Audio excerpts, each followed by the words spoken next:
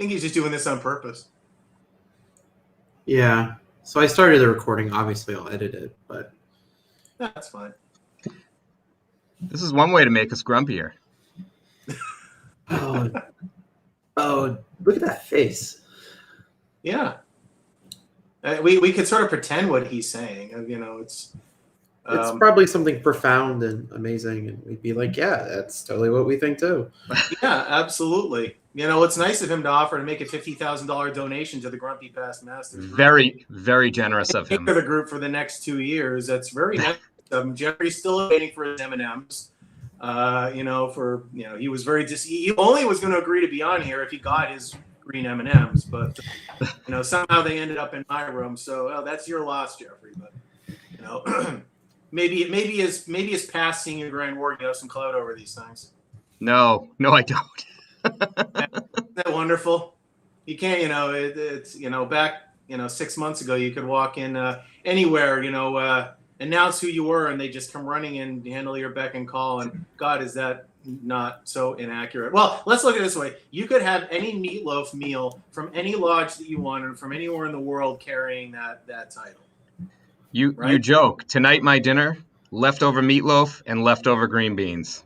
Well, I figured, you guys are quarantined, that your lovely wife would continue to feed you just like the Masons are always feeding. So you're either getting the meatloaf and the green beans, or you're getting meatloaf sandwiches and green beans, or you're getting a dry chicken piece and possibly some green beans or maybe some peas. Never peas, unless they got carrots blended in with them. Ooh, like the peas in our time. No, I mean, I'm not a fan of the peas. They make me grumpy too, so I can't really speak to that. I'm having trouble finding your guys' Facebook page. What is the URL? Do you know? Yeah, it's facebook.com /groups/harumph, HARRUMPH. It's an invite. Yeah, I mean, I have to be a member to get into it, though. Okay. That's...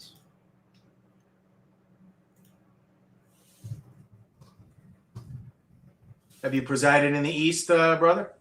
I have not. Oh man, and I don't even know if we're allowed to be talking to you. This is. Thank goodness. Are we getting paid for this? Is this like humanitarian or something, Joe? Wow. Poor David. I mean, I love all the reactions, but I'm not seeing a damn thing. He's hearing us. He's just running a show. Welcome to Three Distinct Knocks. This is a great podcast. I don't know why I'm putting on that accent, but we're here to talk about the Grumpy Past Masters of Masonic Lodges and the fact that the host of the show doesn't seem to be able to find the unmute button. So we'll begin with, let's see here, Mr. Geoffrey Cromer. I believe that you have said that you're a member of a Facebook group. Oh, look, our names just showed up. Hey, look at that. Look, there's Dave's name. Oh, Nick. So Jeff, while David is sitting there spinning in circles, why don't you tell us a little about the wonderful group that we started? We started the wonderful group, the Grumpy Past Masters of Masonic Lodges on Facebook. 10 years ago now? Did we just celebrate the 10th anniversary? I think we're more than that, because I think we started it after we was it 2009? I think it was around 2009, because I was out of the East, but I hadn't moved to Florida yet. So sometime in 2009. Right, and I think it was started under the Grand Plan. It's for those who are members, it's an international page at this point, but it started in the 14th District of Massachusetts. John is past master of Simon W. Robinson, and I was a past master of Caleb Butler, and we did it, I think, kind of to make fun of each other more than anything else. It was sort of in the earlier days of Facebook when you had funny picture editing sites like Face in Whole or whatever, and you'd find some of us past masters suddenly, in a bikini-clad body on a nice beach in the Bahamas or something like that. Funny. We just did it to make fun of each other more than anything else, have a little levity, and it kind of spiraled as people started saying, "Can we have? I'd like to invite so and so in. Sure, why not?" And within a couple of years, it kind of blew up. It became very time consuming. We decided to make it that you couldn't just show up. You had to go through a series of questions that John and I do every other week, often on approval of admissions, which, if you are a member of the page, you understand is probably one of our single greatest tirade causing activities each week, because people just can't follow directions. I know that's a shock with past masters, but it's a labor. It's definitely a labor of love, and we've done some good things with it that I think is part of why we're here today. Yeah. So I was double checking while you were talking, and the group was created on February 13th of 2009. And we started, I actually get the privilege of being the first member because I technically created the group. So Right Worshipful Brother Jeffrey gets to be the Pennsylvania of Grand Lodges of the United States. To my number one in Massachusetts, he gets to be the number two, which is clearly Pennsylvania, who joined very shortly after, probably mere minutes after I did, but it only shows the date of founding for me. And originally it was, for the 14th, it was basically just to be goofballs. We were goofballs back in our day, so it was just nice to, do something fun for people. So we started probably the first year of it. We maybe had 30, 40 members from the group, and all of a sudden, people just started joining left and right. And as of this moment, including us, we have 4,722 members. It's actually been really cool to see how it has grown and taken on its own identity. For a while we were, doing the posts and we would get some likes, reacts, but it really became this little world unto itself. And you had people join. We have people from pretty much almost every continent, populated continent. And, you get lots of feedback and lots of interesting comments and input and, questions and so on. But the whole purpose of the group is really we do not take ourselves too seriously. And that's on purpose. There are important topics to discuss, but we are really, it's for us to just have a little levity, and everybody in the room is, as Jeffrey was saying, is a verified past master.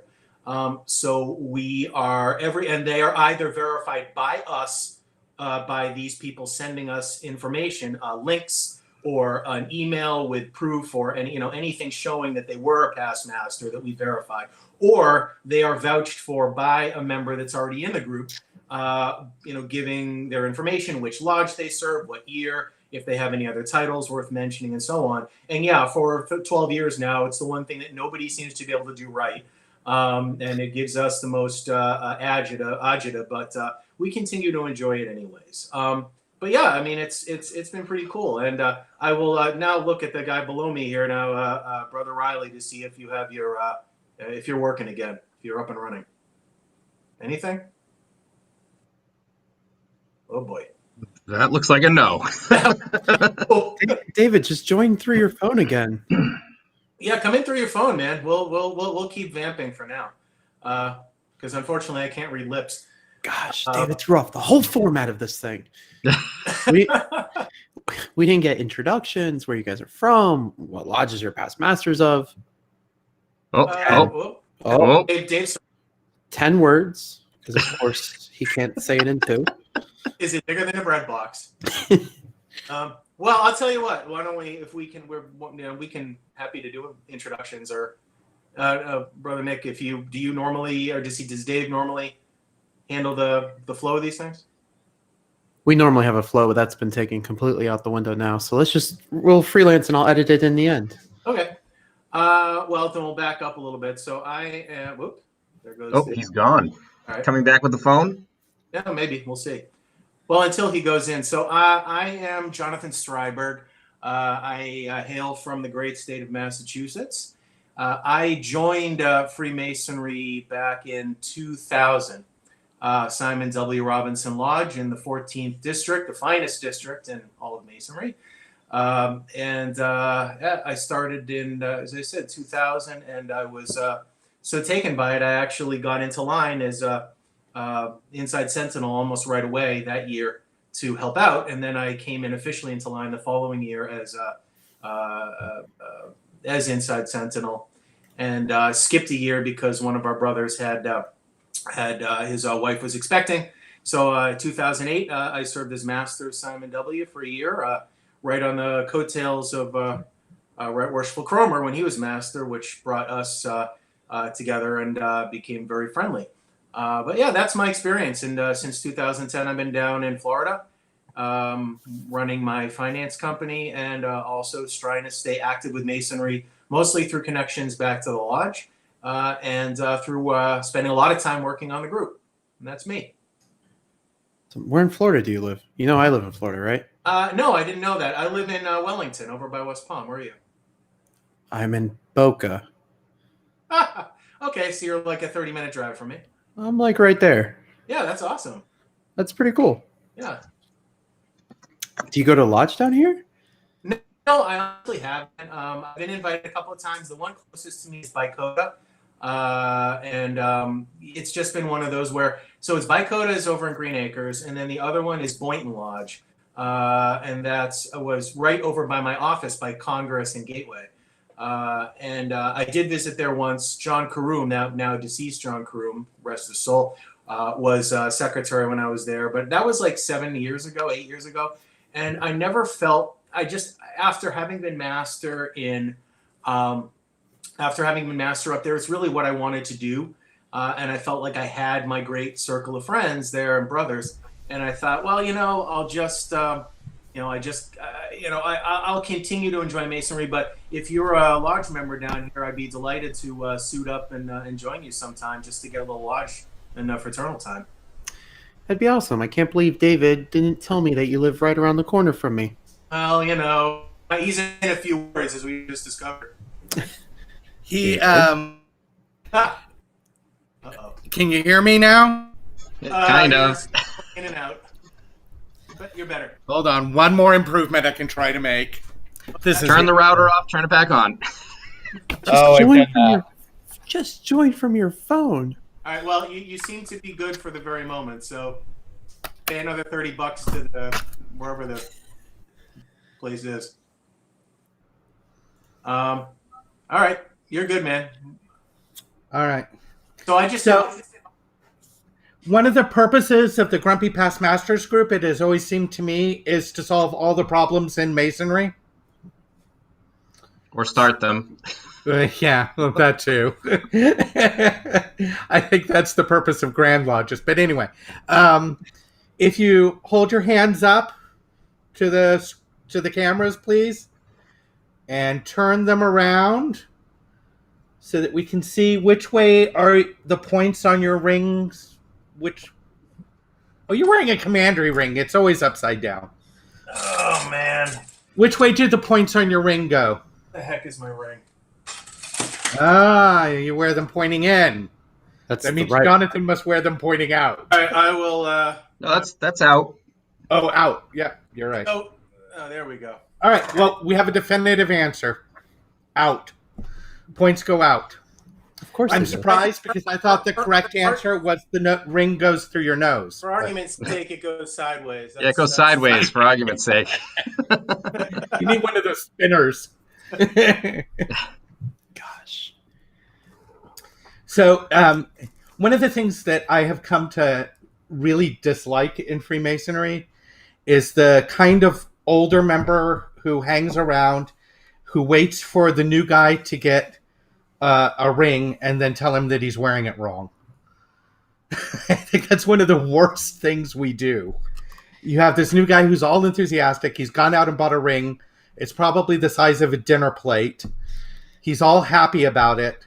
And then some guy has to come along and burst his balloon. I think you got a lot of crabs in Masonry. And I mean, I think the group is a little bit of a reflection of that, trying not to take us too seriously. But I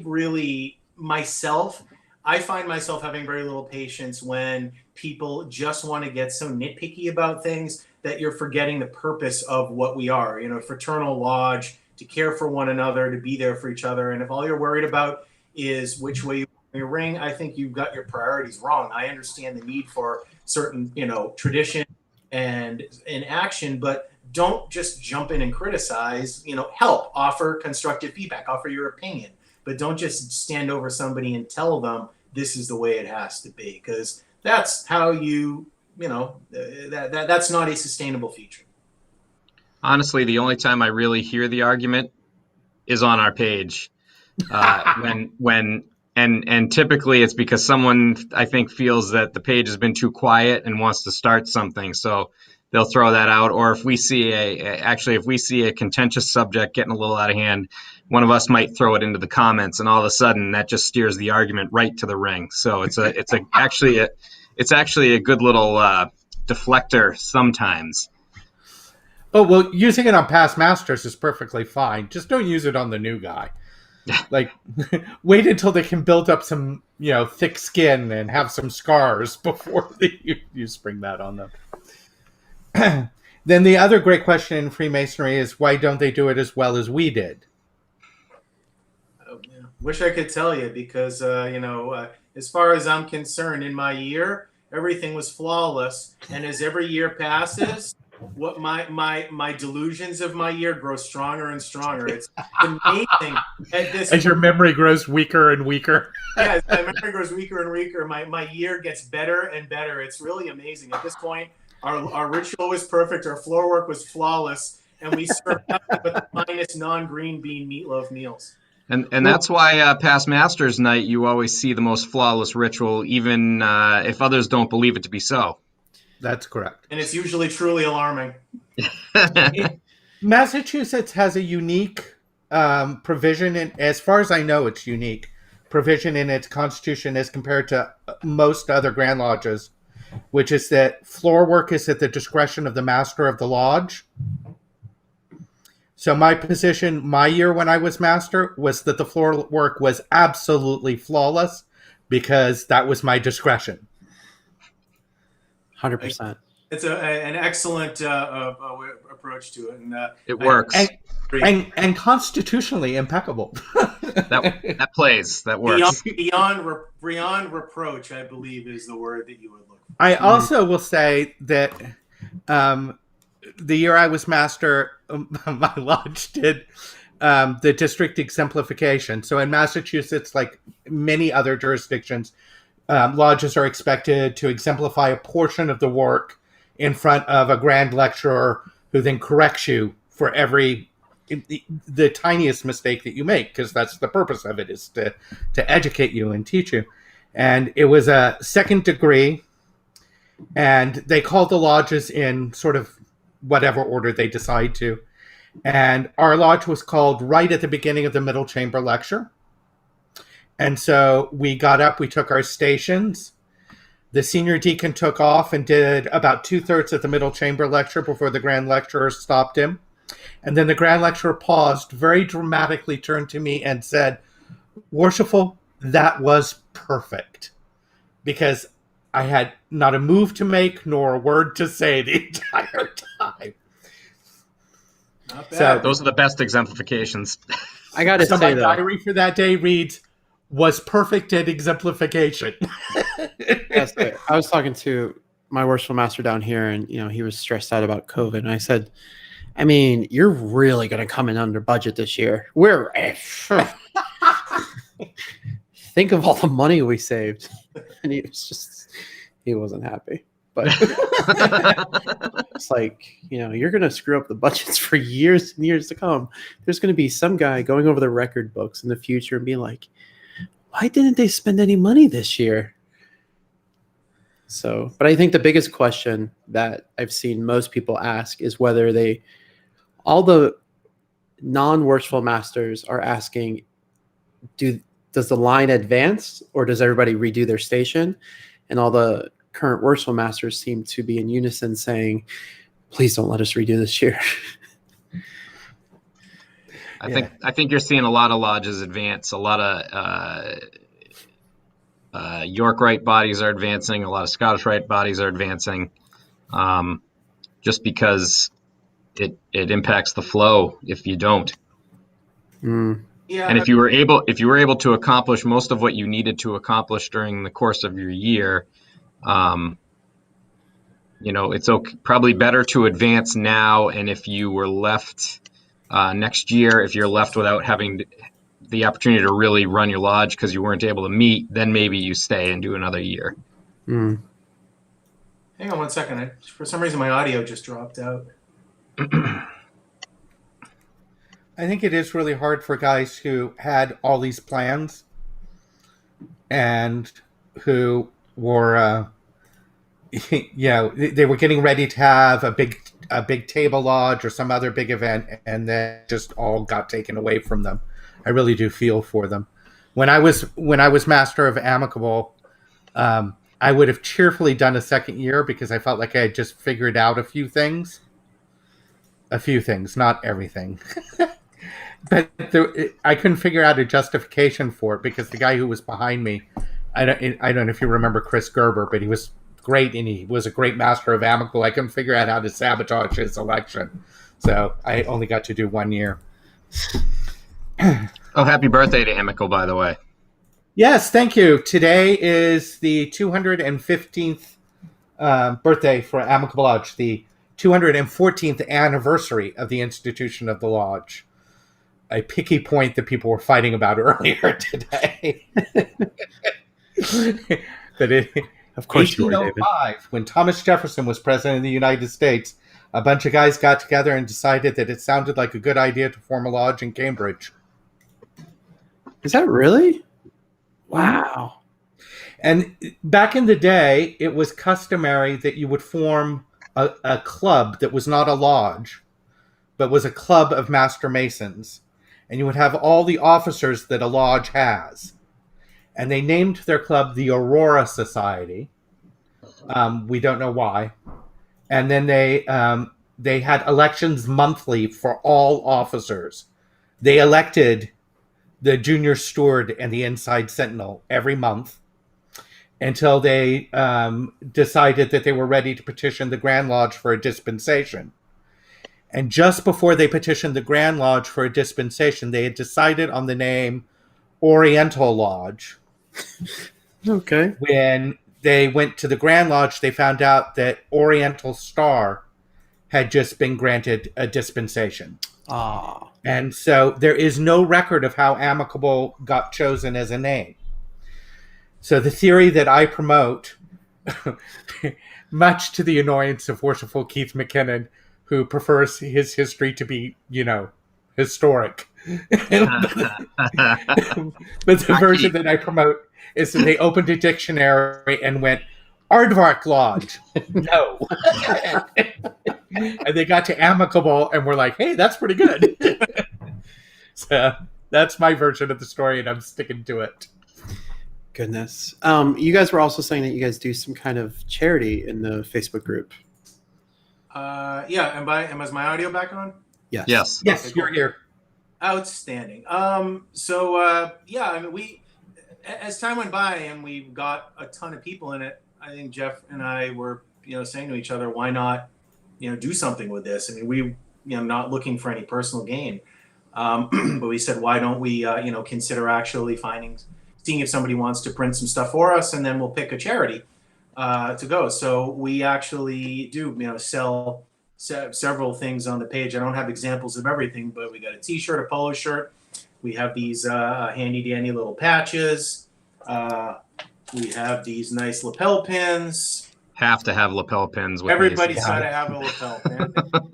And actually, while I'm talking about that real quick, I will mention this. So we actually have a copycat group, a colony over in Scotland, and they actually created their own version of the pin. You're not going to be able to see it that well here, but it's basically the same thing without a hat on.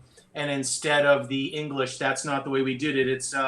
It's too small for me to read here, but it's basically like the Gaelic version of it. It's really cool. Grumpy Past Masters of Scotland. So yeah, no, we and then we put a reasonable price on. We found a brother in the group who really great guys who have been able to do the fulfillment for us. It's been Matt Byers, and before that it was Patrick Carr. Patrick Carr, both very fine brothers.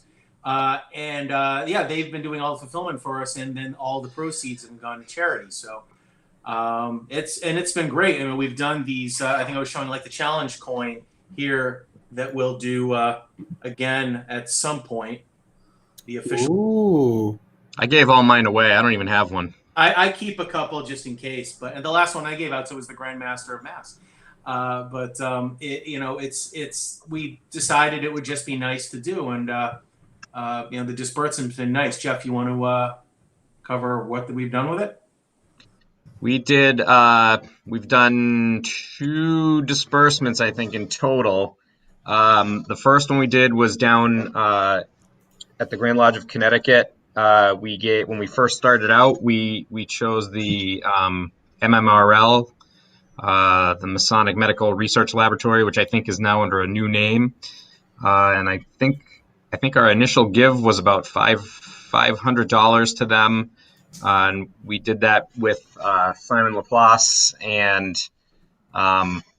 the director of the MMRL at that time, who happened to be in Connecticut, knew he was going to be there. So I arranged to go down and presented it there. Our last presentation, which was significantly more than 500, I think. We did about 1,500. Yeah, so that was given to the Masonic Service Association of North America, and we gave that last year on the floor of the Grand Lodge of Massachusetts to them through the Grand Master of Masons, Most Worshipful Paul Fulton Gleason, which is how John wound up giving that challenge coin to him, because he gave it to him in the Grand East of Massachusetts. We thought that was particularly appropriate, being Massachusetts Masons and the group originating from Massachusetts. It was kind of funny when we were up there, because as we were walking back to our seats after the presentation, you could hear all of the members of the group, and there are a lot from Massachusetts harumphing as we were walking by. We also got a large uptick of member requests that evening too, I think. So yeah, it really was cool. I mean, it was funny because when he actually called everybody up, I knew that we were going up there, so Jeff and I were ready for it. But then the Most Worshipful basically called. He said, "I'd like now to welcome up to the East, Right Worshipful Jeffrey Cromer and Worshipful Grumpy." So everybody sort of looks at each other like, "Huh?" And then we go wandering up, and then the booing starts, good-natured booing.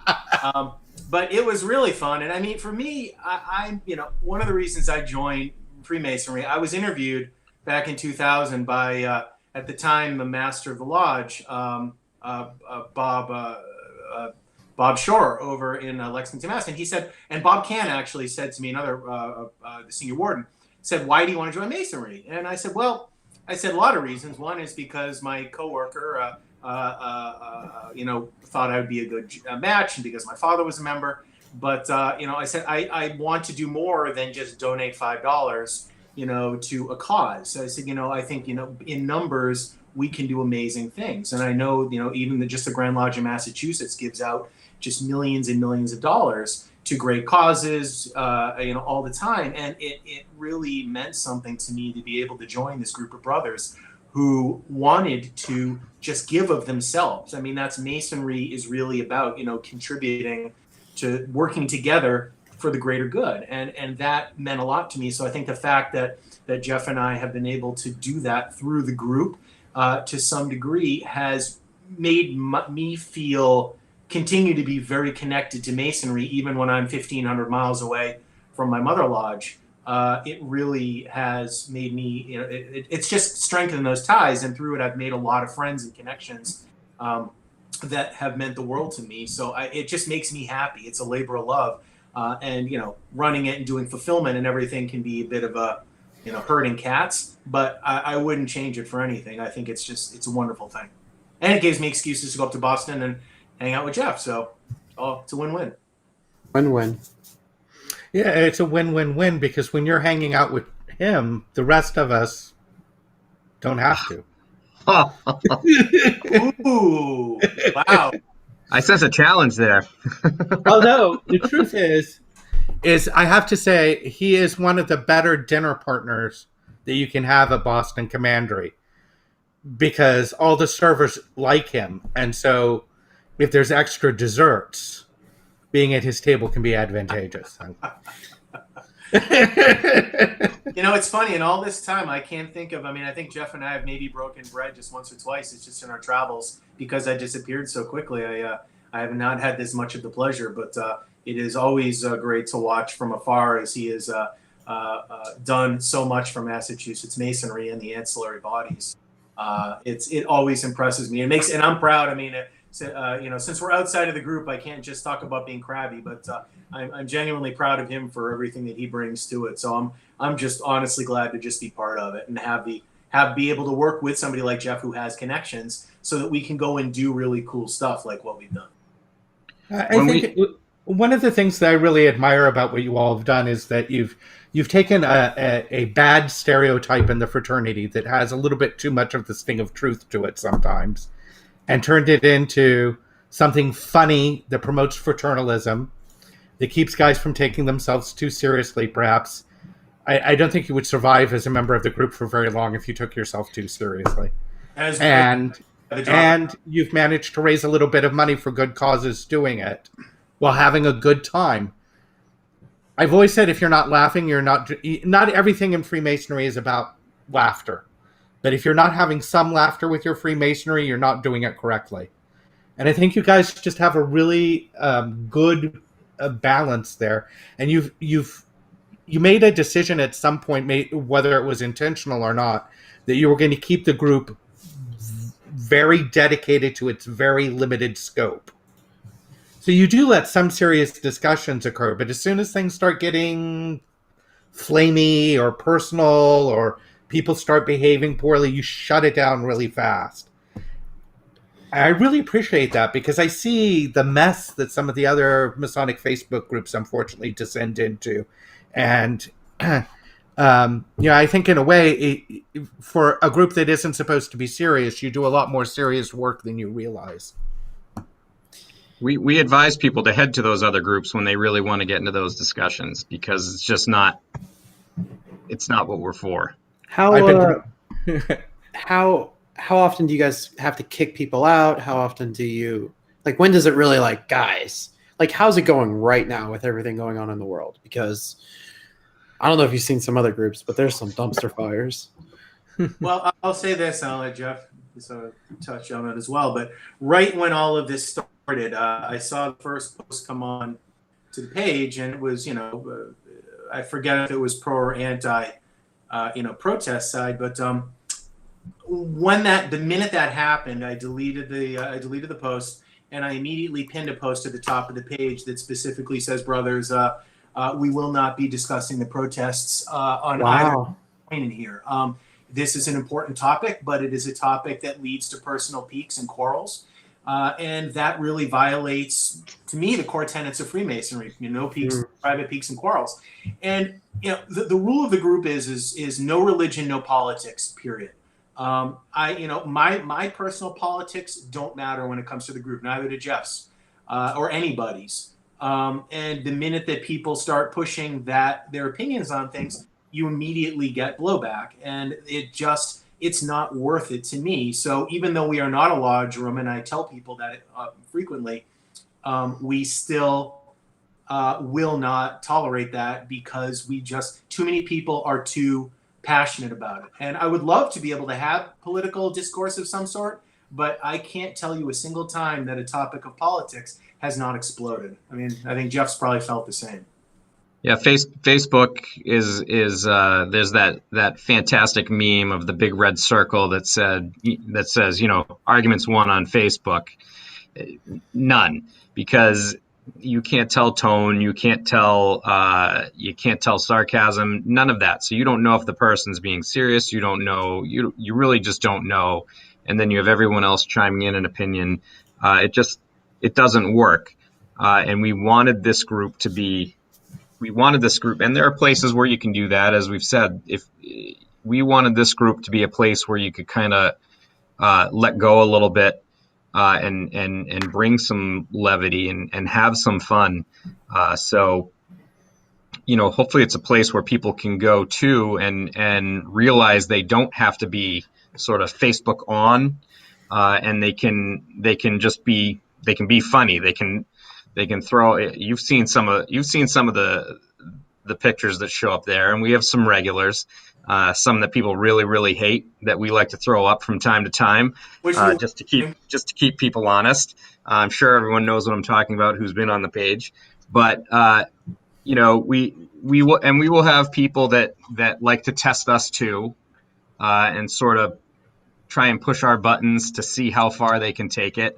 And that question about how many people have we really removed from the page? Not a whole lot. 10 maybe ish. Wow. There's a lot more people I think that we don't let in, and it's not even because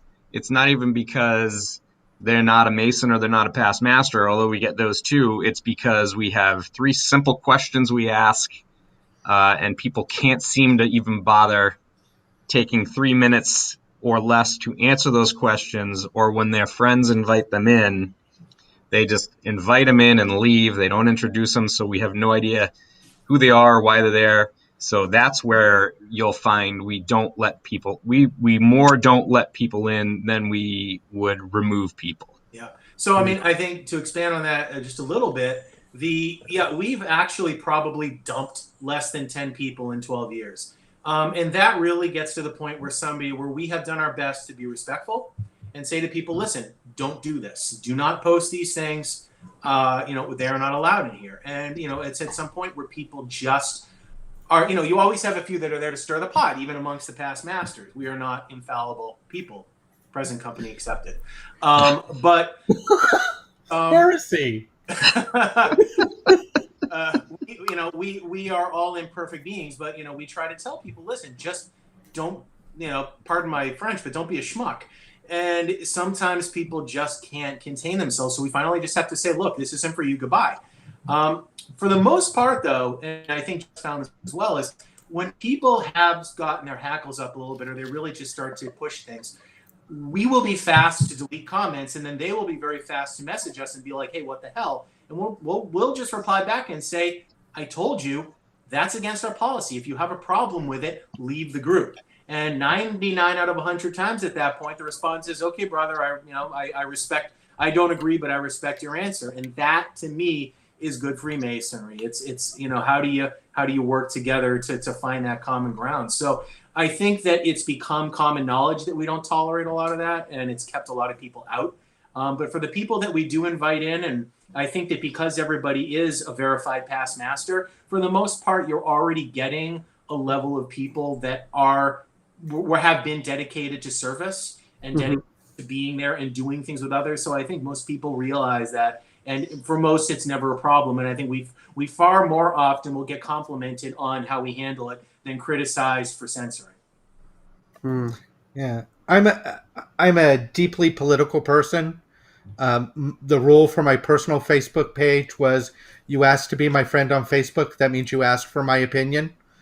And my friend and brother from DeMolay, John Collier, when we were both about 17 years old, turned around and looked at me one day and said, Riley, the problem with you is that when someone asks for your opinion, you give it to them.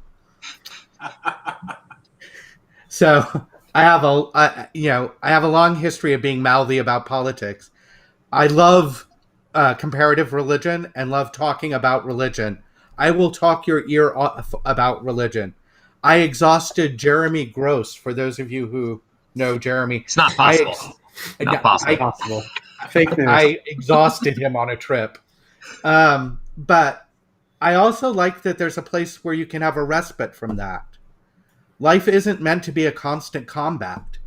You're supposed to have a place where you can go and lick your wounds and heal up and fight another day. And I think your group kind of serves that function for people in the Masonic universe, where we don't have to talk about anything that's happening in the world. It's a space on Facebook apart from the rest of Facebook because of the way you've handled it. And I think that's kind of as silly as it sounds, because the jokes in the group are highly repetitive, cyclical at best. But it provides a place where people can go for something other than the content that they're getting elsewhere, I think. And every now and then someone comes to the group with a really serious question where they're really looking for advice from other past masters. Not that often, but once in a while. Sometimes. Yeah. And I'm always surprised when that happens at how, I mean, I shouldn't be surprised because it's what I should expect from my brothers. But I've seen some people be really caring about a lodge that they've never been to and a brother that they've never met through your group. I think that's a remarkable achievement, that there's this sense of community that's been built up.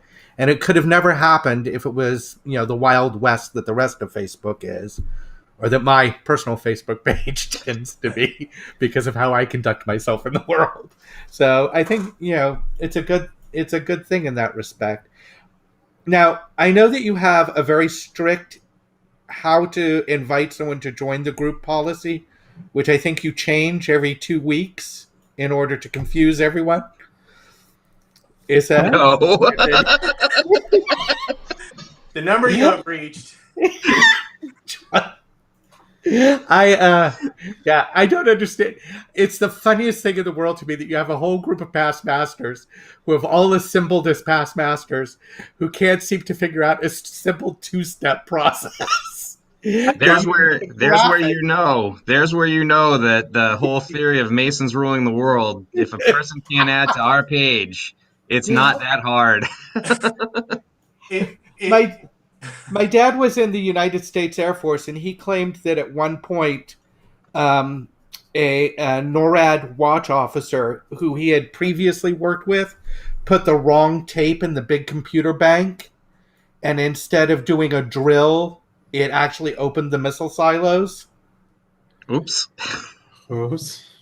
And we spent weeks negotiating missile silo lid closures with the Russians because they had more missiles, but ours were more powerful. And so you had to negotiate like on a 1-to-1 basis how they were going to close them.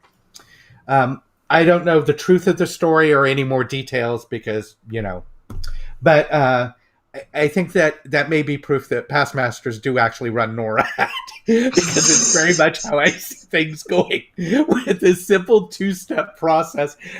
Nick, they have a graphic with like red arrows pointing to what you're supposed to do. Okay. And they post it, I'd say about every 20 minutes.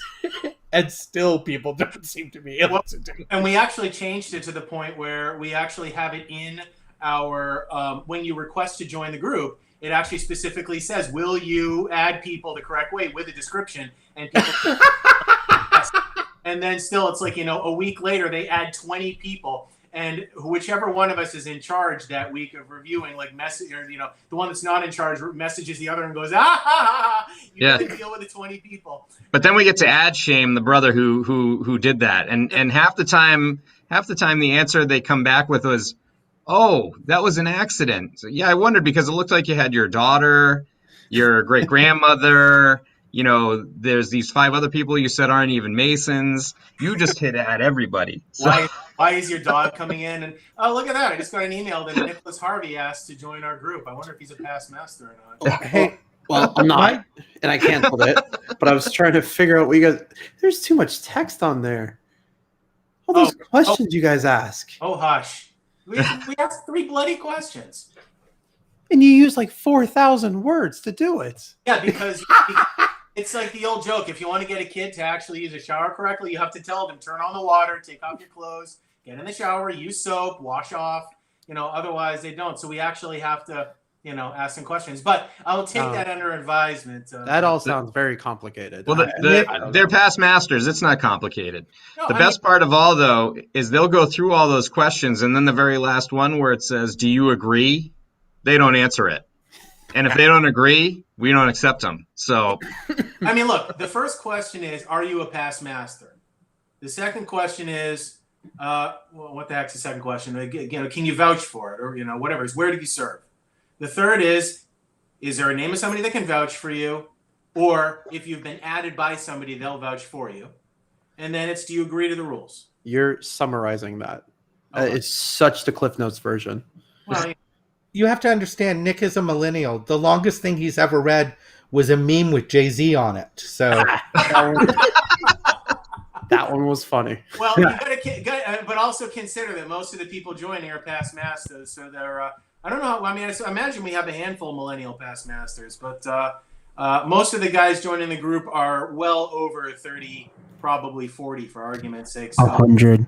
all right, yeah. If they can't take, if they can't take a minute or two to read it. Now, here's the thing: is actually one of the points to be made there is that so we've got about 5,000 members. I will wager to you that of 5,000 that we have let in, probably at least 5 times that many have been rejected. So we've probably had upwards of 30 or 35,000 people request entry into the group over 12 years. And that's not, I mean, Jeff will attest to that as well. We've hit the delete button. We've hit the delete button a lot. It's very on ads. Have you joined the Illuminati yet? I can't speak to that. They've requested membership in our group, but we have no evidence of past mastership, so we haven't let them in. Well, it's every once in a while we will get a request from somebody, trying to join the group, and the name of the person is like, I, Lumi, not Nate, or something like that, and then they'll just write into the areas like, "Are you a past master?" And then they're like, "I demand your secrets," or I'm going to blow up your group, or whatever. And gotta let them in. Every once in a while, we want to let one of them in just to see what they do. But we just politely decline those entries. We're more interested in the Bilderberg Society than the Illuminati. Yeah. As far as power play goes,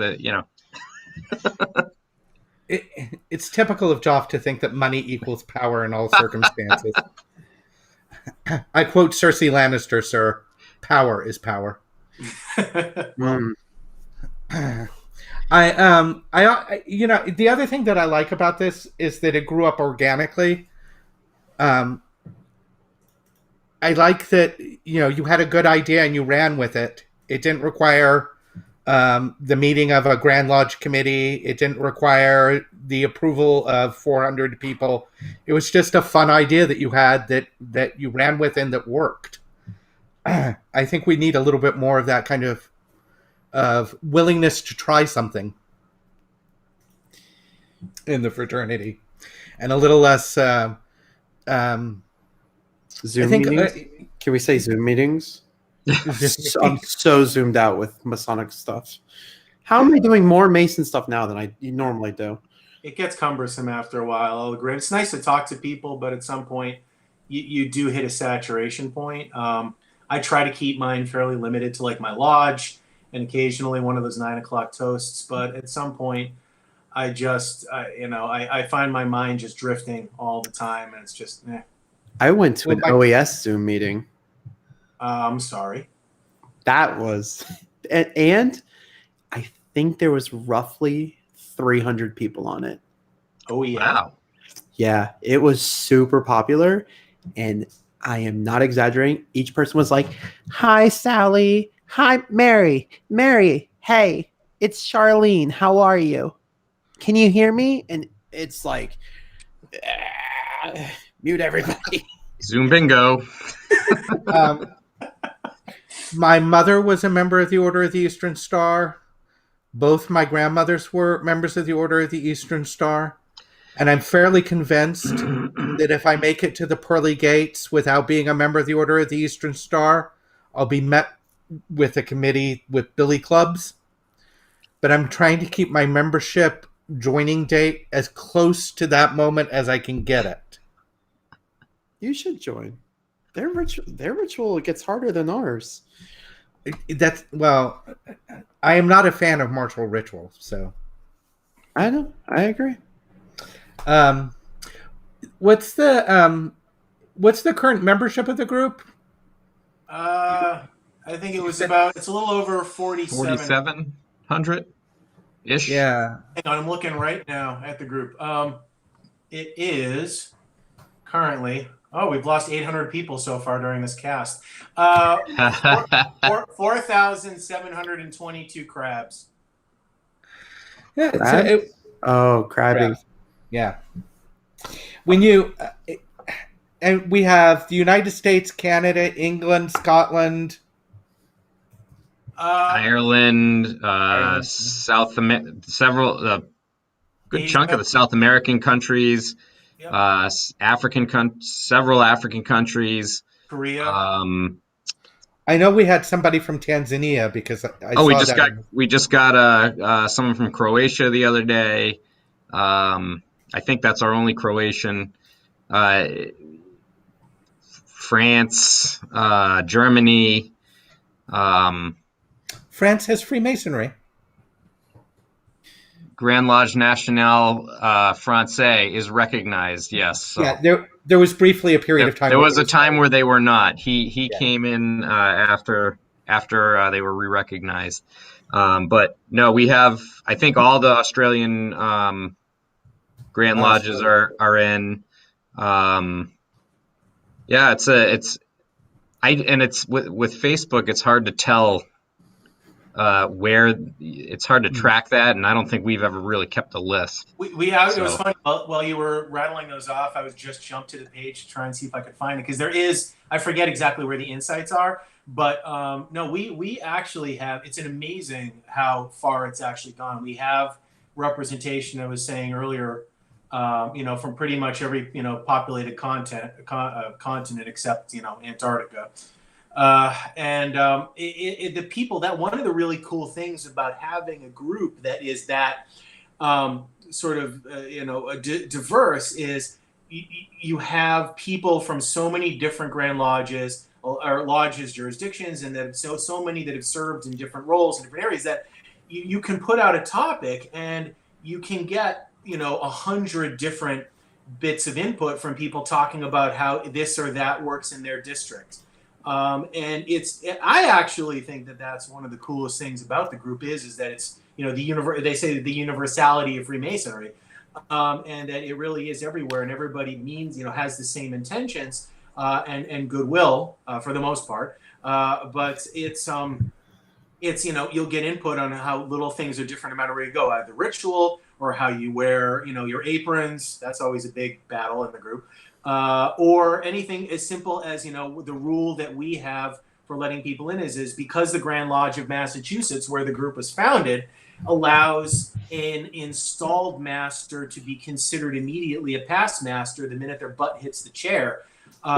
We allow presiding masters to be in there, and you always get the same 50 people coming in going, oh, they haven't earned their grumpy stripes yet. But we're like, look, that's the policy is the minute you're in the chair, you're a past master. So I'm sorry if it's different in your jurisdiction. And if you're that mad about it, go find a group to vent about, on, but they're welcome here. So it's, it really is cool. And I've met some, I've been in contact, and Jeff probably has as well, with some brothers from different parts of the world who just love what we're doing and give us cool insights and feedback. Have you all ever seen there's a British comedy show called Father Ted?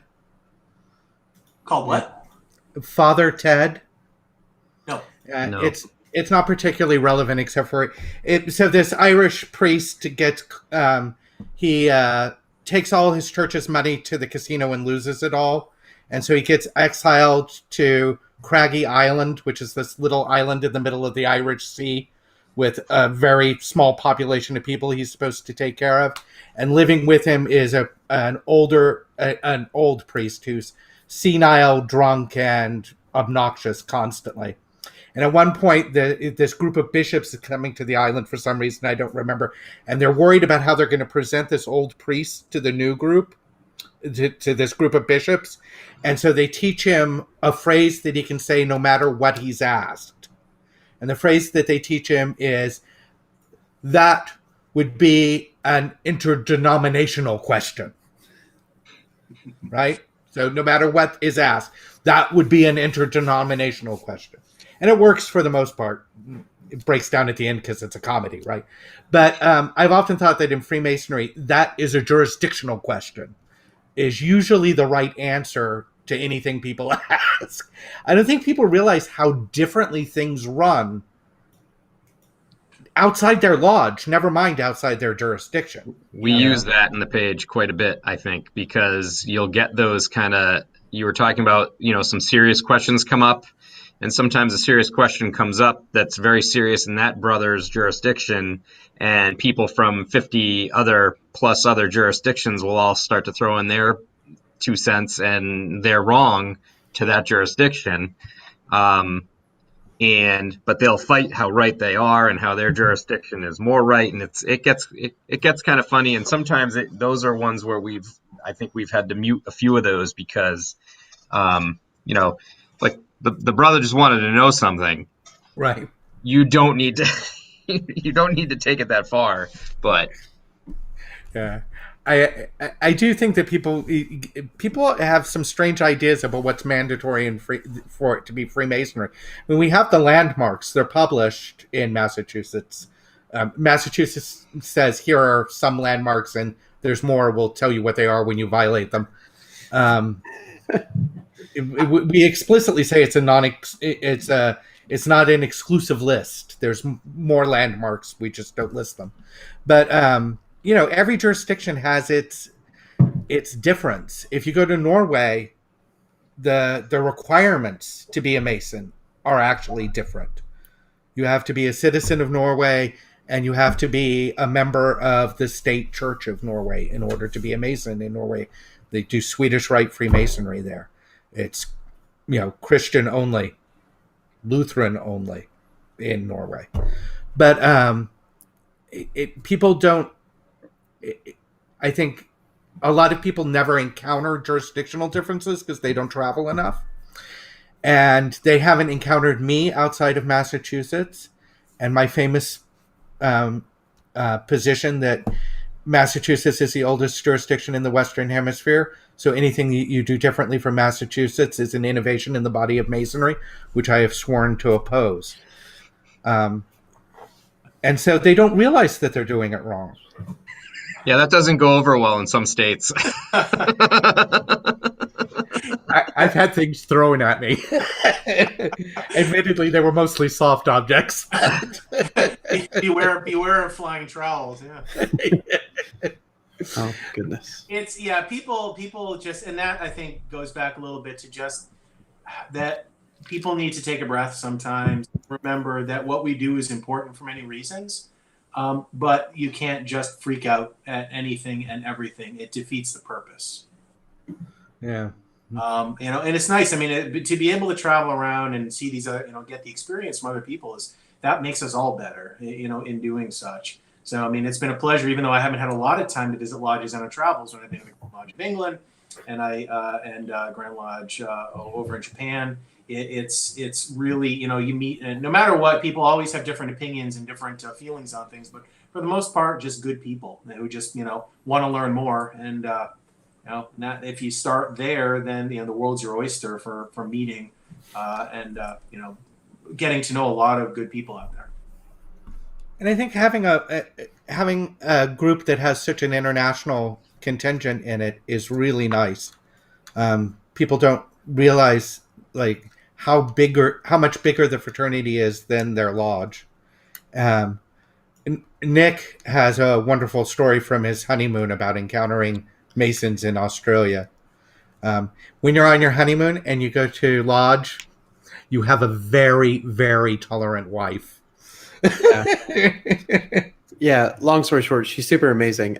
We were supposed to land and then go to a lodge installation and meeting the next day. On the honeymoon. Yes. Okay. My wife is really amazing. But we landed and then I said, "Oh, nope, didn't do that time check right." So we got off the plane after traveling for 24 hours, whatever it is, 20 hours or something. And we were at the hotel for literally 10 minutes before we had to go to the lodge. And it was the longest, the coolest, but the longest. So, gosh, I'm reliving it all over again. So we have to put a content warning on this episode. Oh my goodness. So real quick, it just doesn't make any sense. So they open up on the third degree and then only members are allowed inside. And then if you're not a member of the lodge, you stay outside. They open up on the 3rd degree. And then you knock at the door. And the guy's like, hey. And he's like, go figure out who it is. And he's like, hey, it's this guy, right? You guys understanding all that. But only one person can come in at a time. So if there's 10 guests, that means the back and forth with the door has to happen 10 times. Okay. Now imagine a lodge installation with Grand Lodge officers who all have to come in one at a time, and you have to introduce them, and then they have to come in, and they have to do the thing, and then and then the guy has to sit down, and then there has to be another knock, and he's like, so I was like, guys, please just, I want to go home. So, yeah. But then another one they saved my wife and I when we were literally deserted in the middle of nowhere, very scared, without a way to get back to our hotel because where we were, apparently cities close at like 3 p.m. and there's no such thing as a taxi or a hotel where we went because anyways. So yeah, so I asked for help, and then there was this huge group chat, and then they actually found a brother in the city, woke him up because it was like midnight at that point. We were super scared, and then they drove us back and took care of us. So yeah. So it was worth hearing all those introductions. Because otherwise you would have been sleeping in a kangaroo. You know, it's funny with Masonry, you know, and to, you know, talk about your experience, especially being helped by others and fellow brothers and things like that is, you know, I always thought to myself, if I were to ever write a poem or, you know, something to eulogize somebody that I didn't necessarily know, I always want to start it with the words, I never met the man, but I knew him well.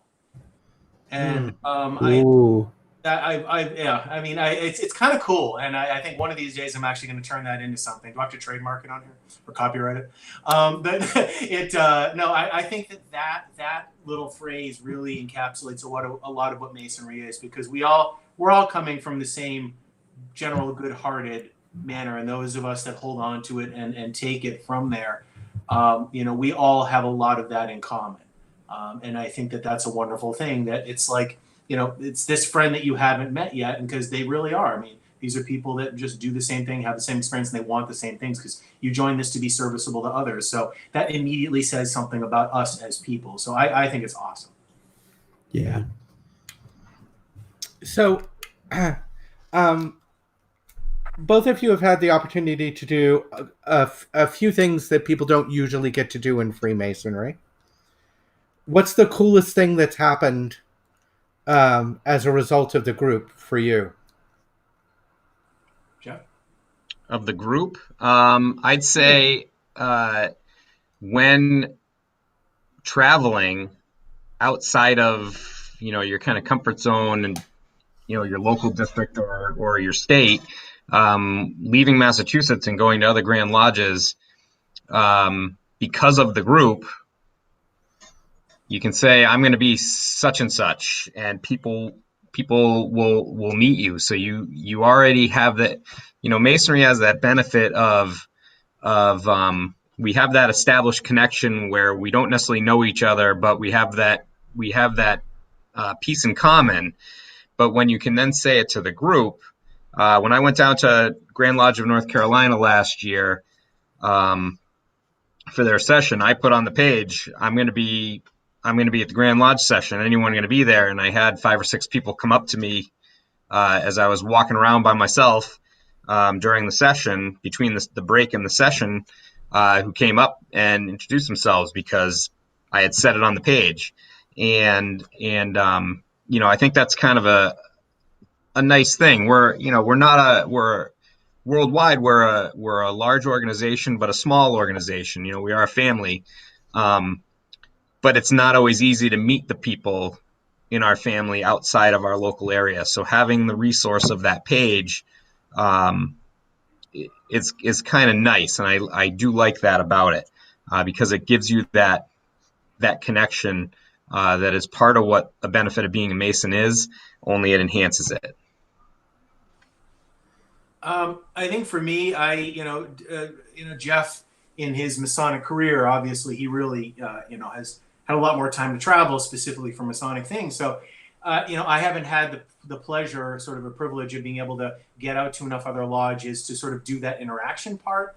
But I think what I love about it is, and David, you alluded to this earlier, is we just took this thing, never really thought or ideated on what to do with it, put it out there, and somehow we were able to attract thousands of people who were like-minded and who enjoy it and take pleasure out of it, and we can do good things from it. So to me, what I love about it the most is that it has taken on a life of its own, and that one of these days, if anything were to ever happen to me or to Jeff, God forbid, that I think that the spirit of the group and that would continue, and especially the fact that you had a group over in the UK like what we did so much that they wanted to emulate it, and they're doing their own fundraising over there, selling a couple of their own things. I just think that's just so frigging cool that we just it became this labor of love out of nothing. And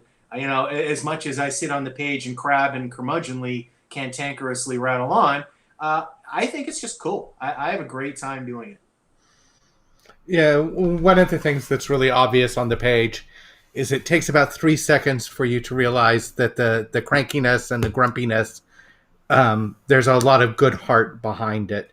That it's ritualistic grumpiness, as it were, rather than actual grumpiness.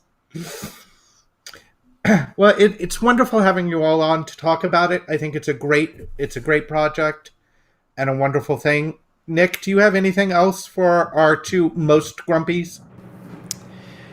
No, I'll be including a link to the group so people could join if they'd like. Great, it's my week to add people. I'll tell you a story. So everybody join. So I helped manage the Castle Island Virtual Lodge Facebook group, which was accidentally created. Whoever created it was supposed to create a page. It somehow is a group. Nobody talks in there. And somehow the Grand Lodge of Brazil found out we exist and included a link to something. You know how many Brazilian Masons there are? I can tell you, because every single one of them has requested access to the group. Every single one.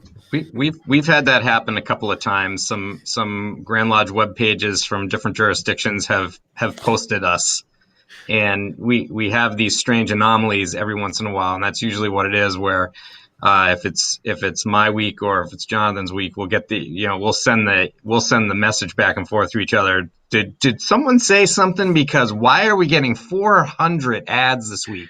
Yeah. The last 3 weeks we've had 4 people request, and all of a sudden, and every year in like mid-December, I think that's like the magical time when every lodge is doing their installations, or at least a bunch, because all of a sudden it's like it's like you have like a Gatling gun of past masters being fired at the door. And we just have to keep a million verifications. And then the minute that the new past master or sitting master comes in, half of them then go and invite all 400 people on their page. So we just each other, and it's like, it's great, but yeah, sometimes you just want to kill yourself. Yeah, it's the lodges that install on or around the Feast of St. John in December. Massachusetts is typically a September installation, but I think a lot of other jurisdictions do the December one, and it's a blow up for sure. Mm-hmm. For you all is that I don't as a member of the patron. So if our listener joins the page, you won't be overwhelmed. I've had this image in my head of the listener, the one that actually pays attention to our show for a long time. Nick tells me that many people download it, but I'm like, that's not evidence that they listened. Yes, we get a lot of listeners. I'm actually going to be curious. I'd love for obviously when this is all published, we'll let you'll let the group know about it, because I think that I think it'll be good for some of our members to just kind of see, get our get a little bit of a look under the hood of this stuff, because I think it's easy. I imagine as a member, sometimes you can kind of get lost in what the hell is this group about, or what's your purpose, what's your mission. We're like, look, we're just here to have a laugh. make a few, raise a few bucks for good causes and get to know people. So I think a lot of people will appreciate it. And So it's like get a member or two out of it, but make sure they all come in this week. so it's like the Past Masters Seinfeld group. It's a show about nothing. It's a group about nothing. Saying we're masters of our domain. Well, I will say, actually, based on that, since Jeff and I, we had our brilliant moment. So a year and a half, Jeff is much more of a Seinfeld person than I am, but he asked me, we did I was lucky enough a year and a half ago to go down to the Ecuador for the Galapagos and Machu Picchu. So he made me, while we were in Machu Picchu, I had to reenact the famous Kramer moment when he takes a bite of a nacho chip and looks up and goes, Machu Picchu. So I have this great video of me with Machu Picchu behind me doing that just for Jeff because Have to do it. Brilliant. And on that happy note, does anyone have anything else? Just thanks for having us. Yeah, man, this was a pleasure. I'm glad it's Thanks for being had. Oh yeah, I really appreciate it. And David, why didn't you tell me he lives like 2 seconds away from me? I didn't want to ruin the friendship that he and I had. Oh, sweetie, that was around years ago. What about the friendship that you and I have? Oh yeah, that too. Yeah. I live about 20 minutes. I live about 20 minutes from David now that he's moved back. So does that help? Yeah. And Joffrey still hasn't invited me to come to his house, despite the fact that I think he has a superior cocktail bar than I do. Oh. Well, I do invite. There is a Massachusetts Clouded Canopy cigar page, and I do invite people to come socially distance and enjoy a cigar on the natural river behind my house. So you are welcome anytime. Just let me know. Thank you. Now I just have to figure out how to get invited to Paul's for dinner. And during this call, Nick and I are now connected on Facebook, so we're going to get together for drinks, and we're just going to make fun of you, Brother Riley, for an hour or two. And the difference between that and my Tuesday would be it's absolutely nothing. I was just giving you I was just stating a fact, that's all. And David was saying that he really wants to wear some Class A uniforms. He's told me before he wishes he could do it all the time. So maybe you guys could help with that. I don't know. My position on my take your time. I did not join Commandery initially. I joined the Lodge, and it wasn't too long after I joined the Lodge that I joined the Scottish Rite, in part because my DMLA chapter when I was a kid met the Scottish Rite building, and I was kind of a little bit familiar with the Scottish Rite, and I joined, and I was very happy. Was very happy to be a member of the Scottish Rite. And then I joined chapter and I joined council, and I didn't join Commandery for a while. And there were reasons why you don't have to join everything at once. Freemasonry, I keep trying to convince everybody, is a marathon, not a sprint. The guys who think it's a sprint burn out and fall down by the side. The guys who are smarter and pace themselves, I think, enjoy it more. But everybody has kind of their own internal pacing and stuff. And Bob Core of blessed memory came to me one day when I was in the York Rite office and tossed a completed Boston Commandery application in front of me and said, "Sign that." And I said, "But Bob, what happened to of my own free will and accord?" And he said, "You gave that up when you became my Riley. Sign."